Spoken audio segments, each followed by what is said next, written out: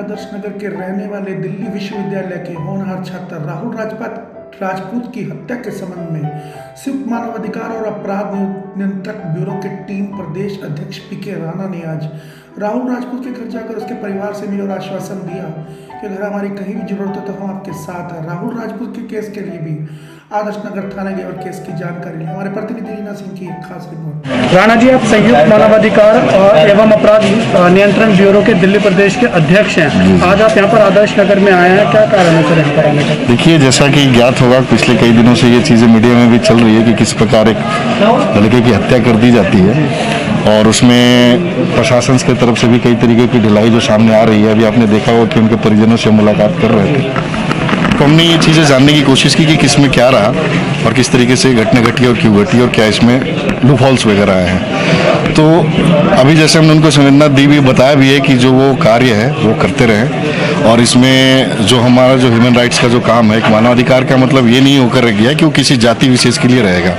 या किसी धर्म को देखकर ह्यूमन राइट्स काम करेगी।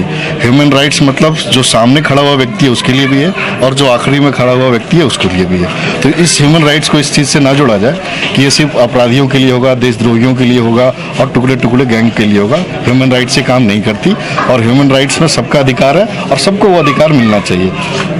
ठीक है राणा जी, आपके घर वालों से क्या बात हुई है? नहीं, मेरी उनसे वही बात हुई है कि देखिए, आपका जो हर आदमी का भारत देश में एक अपना अधिकार है जिसके तहत वो उनको सारी चीज़ें करने की आज़ादी होती है, सब कुछ करने का उनका ये होता है। उसी के में ये चीज़ आती है कि उनके साथ अगर कोई घटना हो जाती है तो उसमें भी उनका कुछ मौलिक अधिकार है जिसका कोई हनन नहीं कर सकता।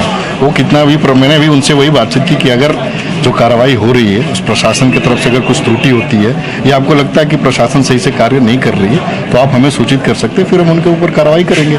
तो क्या कहा उन्होंने घर वालों ने कि प्रशासन से कार्रवाई से नहीं, उन्होंने अभी FIR की कॉपी मैंने ले ली है। अभी इसके बाद मैं इनके जो SHO से भी मिलूंगा, IO से भी मिलूंगा कि वो इसके ऊपर क्या कार्रवाई कर रहे हैं, अगर विलम्ब कर रहे हैं तो क्यों विलम्ब कर रहे हैं। अब उन चीज़ों को मैं अभी जाकर उनके साथ मिलकर वो चीज़ें देखूंगा कि उसमें क्या कार्रवाई अब तक उन्होंने की और क्या उनकी प्लानिंग है आगे को लेकर।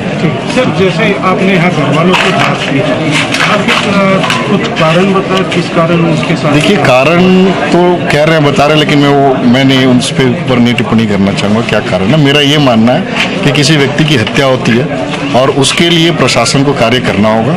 जो उसका अधिकार है कि नहीं काम करना है, उसको न्याय दिलाना है, वो काम प्रशासन को, सरकार को करनी है। अच्छा, जो घटना में शामिल जो लोग थे, क्या अभी उनको पकड़ा गया? नहीं, अभी तो जैसा बता रहे हैं कि कुछ को पकड़ा गया और कुछ को नहीं पकड़ा गया। मैं वही अभी SHO से मिलूंगा और जो IO इसमें नियुक्त किए गए उनसे ही मिलूंगा कि किस प्रकार से उस चीज़ों को हम वहाँ से सही कर सके, ये देखना जरूरी होगा। कितने अपराधी इसमें इन्वॉल्व? मैं अभी इसके ऊपर कोई टिप्पणी नहीं करना चाहूँगा। देखिए, मैं इसके ऊपर कुछ भी टिप्पणी नहीं करना चाहूँगा। मेरी यहाँ पे इन लोगों से बात हुई है, अब मैं थोड़ी प्रशासन के पास भी जाऊँगा, उनसे भी वो चीज़ें राय लूँगा कि वो क्या कर रहे हैं अब तक और अब तक उन्होंने क्या किया।